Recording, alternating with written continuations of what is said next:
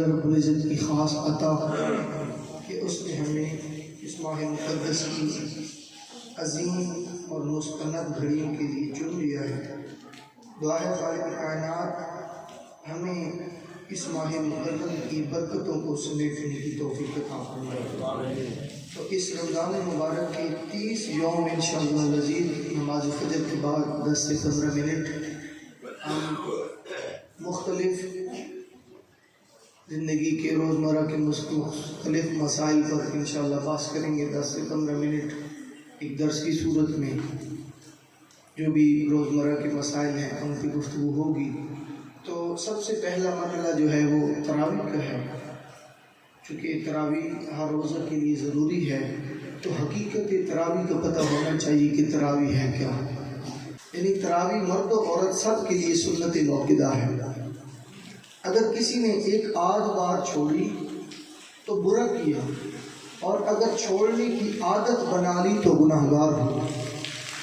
تراویح جو ہم 20 رکعتیں پڑھتے ہیں، اگر کبھی کبھار چھوڑ دی تو برا کیا، اگر مستقل طور پہ اس کی قضا کرنے کا مرتکب ہوا تو گناہ گار ہوگا۔ در مختار میں ہے کتاب الصلاۃ میں باب الوتر والنفل میں کہ التراویح سنت مؤکدۃ لمواظبۃ الخلفاء الراشدین للرجال والنساء اجماعا، یعنی یہ جو تراویح مرد و عورت کے لیے بالاتفاق سنت موقدہ ہے۔ کیوں؟ کیونکہ علماء کرام نے اس پر ہمیشگی اختیار کی ہے، اور بہار شریعت جلد اول صفحہ نمبر 688 پہ یہ بات موجود ہے کہ یہ جو تراویح ہے اس کا ترک کرنا ناجائز ہے، اس کا قضا کرنا یہ جائز نہیں، اسلام میں یہ ناجائز ہے۔ اور تراویح کی 20 رکعتیں ہیں، یہ السنن الکبریٰ البیہقی میں جلد 2 میں صفحہ نمبر 499 پہ یہ حدیث پاک موجود ہے۔ سیدنا فاروق اعظم رضی اللہ عنہ کے عہد مبارک میں 20 رکعتیں ہی پڑھی جاتی تھیں، تو وہی خلفاء راشدین کی سنت آج تک ادا ہوتی آ رہی ہے۔ اور اس کے بعد یہ ہدایہ شریف جلد اول صفحہ نمبر 70 پہ یہ بات موجود ہے کہ تراویح کی جماعت جو ہے یہ بھی سنت مؤکدہ علی الکفایہ ہے، یعنی اگر مسجد کے سارے لوگوں نے چھوڑ دی تو سب اس کے مرتکب ہوئے، یعنی کہ سب نے برا کیا۔ جس طرح نماز جنازہ ہے، اگر علاقے کے چند لوگوں نے بھی پڑھ لیا تو سب کی طرف سے وہ ادا ہو جاتا ہے۔ اسی طرح اگر اس سنت موقدہ جو ہے یہ تراویح اگر کسی نے پڑھ لیا، علاقہ کے کسی فرد نے بھی چند نے مل کر جماعت کر لی تو سب کی طرف سے ہو گئی، اگر نہیں کی تو ساروں نے ہی برا کیا۔ یہ ساروں پر ہی اس کا عذاب و عقاب جو ہوگا، گناہ ہوگا، وہ سب پر ہی ہوگا۔ اور اگر کسی نے اگر چند افراد نے باجماعت پڑھ لی تو تنہا پڑھنے والا جماعت کی فضیلت سے خود معلوم ہوگا۔ بہرحال یہ سنت کفایہ ادا ہو جائے گی۔ اور تراویح کا وقت یہ عالمگیری شریف جلد اول صفحہ نمبر 115 پہ یہ بات موجود ہے کہ تراویح کا جو وقت ہے عشاء کے فرض پڑھنے کے بعد سے لے کر صبح صادق تک ہے، یعنی کہ جہاں جب یہ ٹائم ہوگا، یعنی کہ سحری کا ٹائم ختم ہوگا اس وقت تک ہے۔ عشاء کے فرض ادا کرنے سے پہلے، عشاء کے فرض ادا کرنے سے پہلے اگر یہ تراویح پڑھ لی 20 رکعتیں تو یہ ادا نہ ہوگی۔ ان کے لیے ضروری ہے کہ فرض کا ادا ہونا لازم ہے۔ اور اس کے بعد یہ در مختار جلد 2 اور صفحہ نمبر 597 پہ یہ بات موجود ہے، جو کل کا مسئلہ گزرا بھی ہے کہ اگر کسی نے وطر پڑھ لیے تو اس کے بعد پھر کیا حکم ہے۔ اگر وطر پڑھ لیے تو وطر پڑھنے کے بعد بھی تراویح پڑھی جا سکتی ہے۔ وطر ایک الگ مقام رکھتا ہے، اور وطر کی جو جماعت ہے یہ خاص کی گئی ہے صرف رمضان المبارک میں۔ اس کے بعد اور رمضان المبارک میں بھی تراویح پڑھ کے الگ بھی وطر پڑھے جا سکتے ہیں، کوئی لازمی نہیں ہے۔ ہاں ایک بات ضروری ہے کہ جس نے فرض جماعت کے ساتھ پڑھے تو وہ وطر جماعت کے ساتھ پڑھ سکتا ہے، اگر فرض جماعت کے ساتھ نہیں پڑھے تو وطر پھر جماعت کے ساتھ وہ نہیں پڑھ سکتا۔ یعنی در مختار کتاب میں ہی موجود ہے کہ تراویح اگر فوت ہوئی تو اس کی قضا نہیں ہوگی، یعنی تراویح اگر کسی کی رہ گئی تو سنت مؤکدہ ہے جو خلفائے راشدین کی طرف منسوخ کی جاتی ہے، تو اس کی قضا کوئی نہیں ہوگی۔ اور پھر اس کے پڑھنے کا کیا انداز ہے یہ بھی در مختار میں ہی موجود ہے کہ بہتر یہ ہے کہ تراویح کی 20 رکعتیں دو کر کے 10 سلام کے ساتھ پڑھی جائیں۔ کئی جگہات اب بھی ایسی ہیں جہاں پر ایک ہی نیت کے ساتھ 20 رکعتیں مکمل پڑھی جاتی ہیں، یعنی ایک ہی رکعت میں ایک ہی نیت میں 20 رکعتیں ادا کی جاتی ہیں۔ تو بہتر یہ ہے کہ تراویح کی 20 رکعتیں دو کر کے 10 سلام کے ساتھ پڑھی جائیں، اور تراویح کی 20 رکعتیں ایک سلام کے ساتھ بھی ادا کی جا سکتی ہیں، مگر ایسا کرنا مکروہ تنزیہ ہے۔ یہ شریعت کا جو طریقہ کار ہے، اور ہر 2 رکعت پر قعدہ کرنا فرض ہے، اور ہر قعدہ میں اتحیات کے بعد درود شریف بھی پڑھے، اور تاپ رکعت یعنی پہلی، تیسری، پانچویں وغیرہ میں ثنا پڑھے اور امام تعوذ و تسمیہ بھی پڑھے۔ اور پھر اس کے بعد رد المختار جلد 2 صفحہ نمبر 597 میں یہ بات موجود ہے کہ جب 2 رکعت کر کے پڑھ رہا ہے تو ہر 2 رکعت پر الگ الگ نیت کرے، یعنی نیت بھی الگ الگ کرنی ہوگی۔ یہ نہیں ہے کہ ایک ہی دفعہ نیت کرے، 20 رکعتوں کی نیت ایک ساتھ بھی اگر کر لی تو جائز ہے، لیکن مستحب عمل یہ ہے کہ 2 دفعہ کر کے پڑھے۔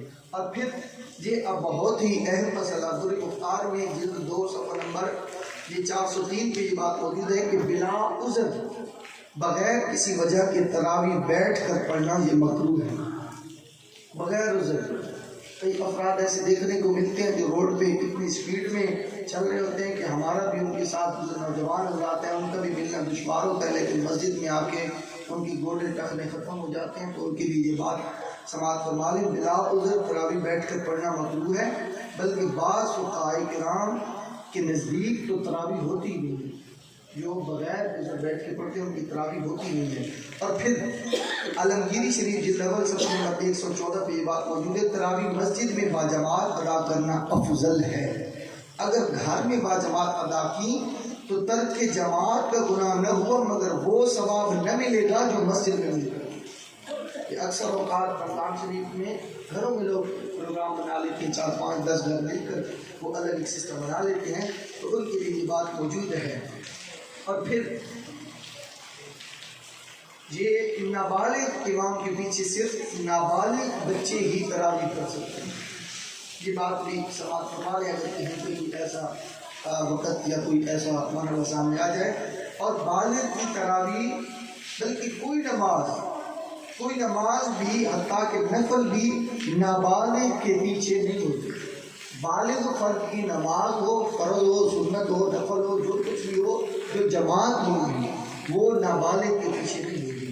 اور پھر تراویح میں یہ پورا کلام اللہ شریف پڑھنا اور سننا، پورا قرآن پڑھنا اور سننا، یہ سنت مؤکدہ ہے علی الکفایہ، لہٰذا اگر چند لوگوں نے مل کر تراویح میں ختم قرآن کا اہتمام کر لیا تو بقیہ علاقہ والوں کے لیے کفایت کرے گا۔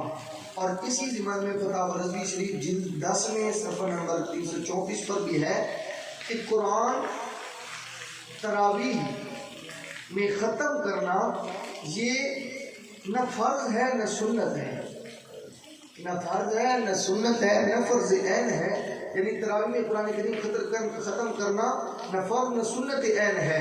اور صفحہ نمبر 335 پر یہی بات موجود ہے کہ تراویح میں ختم قرآن سنت کفایہ ہے، سنت کفایہ ہے، اگر علاقہ میں کہیں بھی پڑھ دیا گیا تو پھر اس کے وہ جو سارے ہوں گے اس حکم سے وہ بری ذمہ ہو جائیں گے۔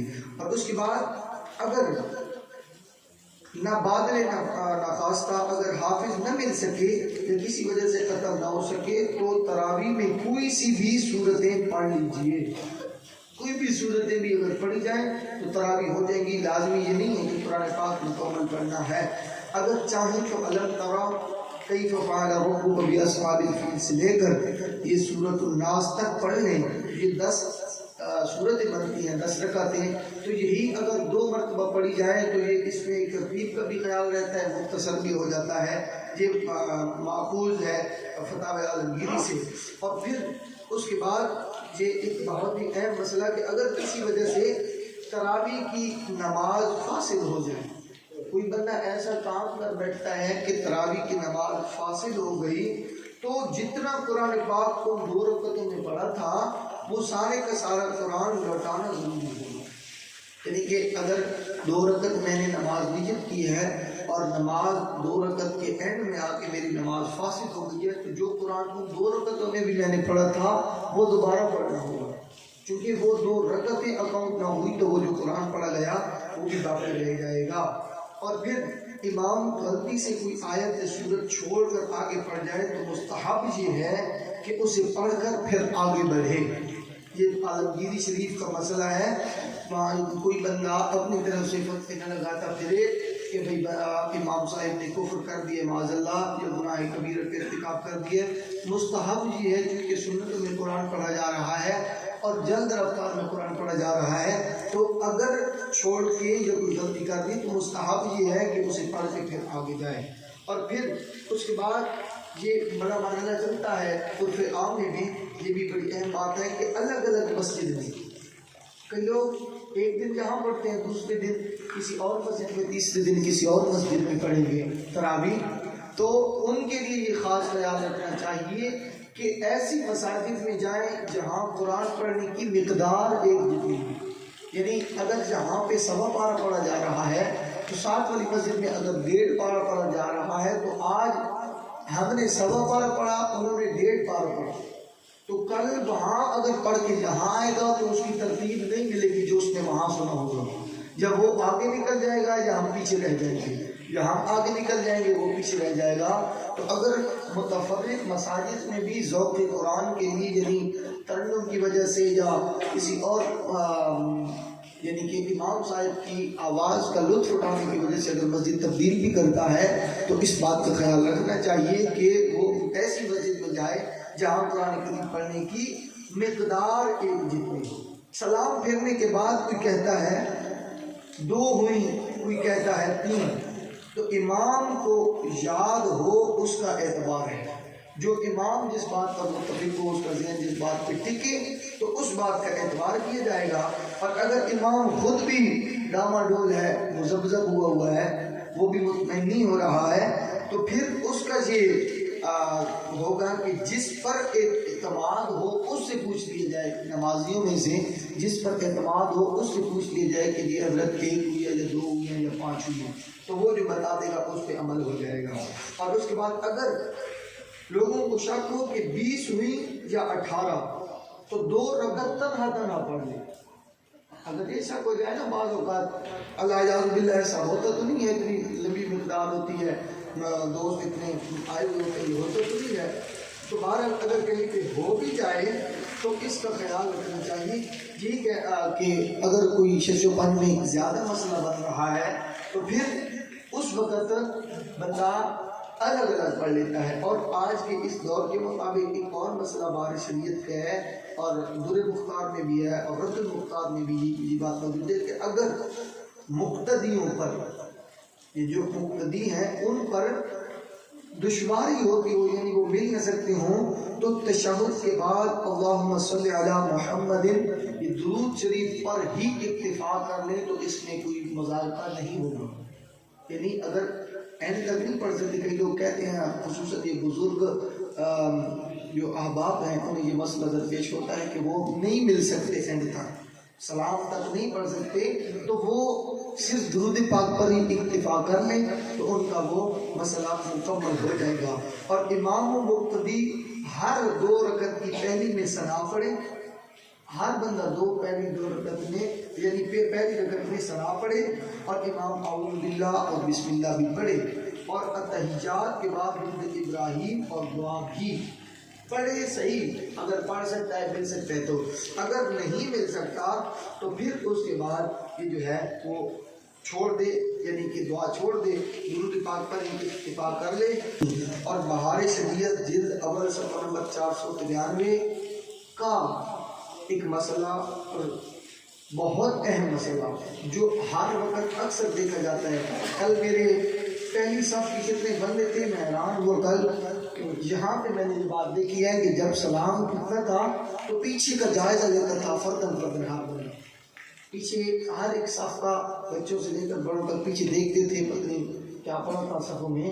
تو یہ بات کان کھول کے سن لیں، مقتدی کو جائز نہیں کہ بیٹھا رہے، جب امام رکوع کرنے والا ہو تو کھڑا ہو. یہ اکثر اوقات ہوتا ہے نا، جب 8 سے تراویحاں بڑھتی ہیں تو پھر یہ سلسلہ شروع ہو جاتا ہے کہ جب رکوع پہ جانے لگتا ہے بندہ تو پھر پیچھے مل جاتے ہیں. تو یہ یاد رکھیں ایسا جائز نہیں، یہ منافقین سے مشابہ ہے. اور منافق کا درجہ یہ ہے کہ وہ کافر سے بھی نچلے درجے میں ہو. منافق کافر سے بھی نچلے طبقے کا نام ہے. تو یہ منافقوں سے مشابہت ہے. سورۃ النساء کی آیت نمبر 142 میں ہے وَإِذَا قَامُوا إِلَى الصَّلَاةِ قَامُوا كُسَالَىٰ. جب نماز کو کھڑے ہوں تو وہ ان کا تھوڑا سا نا جی بھر جاتا ہے. نماز کو کھڑے ہوں تو وہ تھوڑا سا سست ہو جاتے ہیں، ڈگمگا سے جاتے ہیں. تو یہ ان کے لیے یہ بات منافقین سے تشبیہ رکھتی ہے کہ وہ جب نماز کے لیے کھڑے ہوتے ہیں تو جب امام صاحب قرات ختم کر لیتے ہیں، رکوع میں جانے لگتے ہیں تو وہ ساتھ آ جاتے ہیں. تو یہ غلط ہے. اور پھر فرض کی جماعت میں بھی اگر امام رکوع سے اٹھ گیا تو سجدوں وغیرہ میں فوراً شریک ہو جائے. یعنی اگر کوئی بندہ پیچھے سے آ رہا ہے اور پھر کوئی بندہ پیچھے سے آیا اور اس نے دیکھا کہ امام صاحب سجدہ میں ہیں، تراویح کی سجدہ میں ہیں کسی رکعت کے بھی، تو وہ امام کے اٹھنے کا انتظار نہ کرے بلکہ سجدہ میں ساتھ مل جائے. کم از کم اسے سجدے کا ثواب اللہ رب العزت عطا فرمائے. اور پھر آخری بات جو میں پہلے بھی عرض کر چکا ہوں کہ رمضان شریف میں وتر جماعت سے پڑھنا افضل ہے، مگر جس نے عشاء کے فرض بغیر جماعت کے پڑھے وہ وتر بھی کرنا پڑے. یہ بہار شریعت جلد اول صفحہ نمبر 493 پر بھی مسئلہ موجود ہے. اور یہ جائز ہے، یہ بات کا بھی جواز ہے، یہ جائز ہے عالمگیری شریف میں کہ ایک شخص عشاء اور وتر پڑھے اور دوسرا شخص تراویح پڑھے. یعنی کہ اکثر اوقات یہ اعتراض ہوتا ہے کہ وہ نماز اور پڑھا رہا ہے، تراویح اور پڑھا رہا ہے، وتر اور پڑھا رہا ہے. تو اس بات کا بھی جواب موجود ہے. حضرت سیدنا عمر فاروق رضی اللہ تعالی عنہ فرض اور وتر کی جماعت کرواتے تھے، اور حضرت سیدنا ابی بن کعب رضی اللہ عنہ آپ تراویح پڑھایا کرتے تھے. تو اس بات کا بھی جواب ملتا ہے کہ متفرق احباب بھی مل کر یہ سارے معاملات کر سکتے ہیں. اور باقی انشاءاللہ العزیز کل کا ایک نیا باب ہوگا تو وہ انشاءاللہ آج وہ لسٹ بھی لگا دی جائے گی کہ 30 روزہ جو ہمارے یہ دروس ہوں گے کن کن موضوعات پہ ہوں گے. اللہ رب العزت ہمیں یہ جو نیکیوں کا سیزن آیا ہے اس سیزن سے مستفید ہونے کی توفیق عطا فرمائے. اور اللہ رب العزت ہمیں روزہ جو حقیقی روزہ ہے اس کا لطف اٹھانے اور اس کا ثواب اٹھانے کی توفیق عطا فرمائے. یہ صبح 4:30 بجے سے لے کر شام 6:30 بجے تک منہ بند رکھنے کا نام یہ روزہ نہیں ہے. روزہ کی حقیقت کچھ اور ہے. تو انشاءاللہ وہ جس دن روزے کا بیان ہوگا وہ بیان کیا جائے گا. اللہ رب العزت ہم سب کو دین متی کو سمجھنے کی توفیق عطا فرمائے.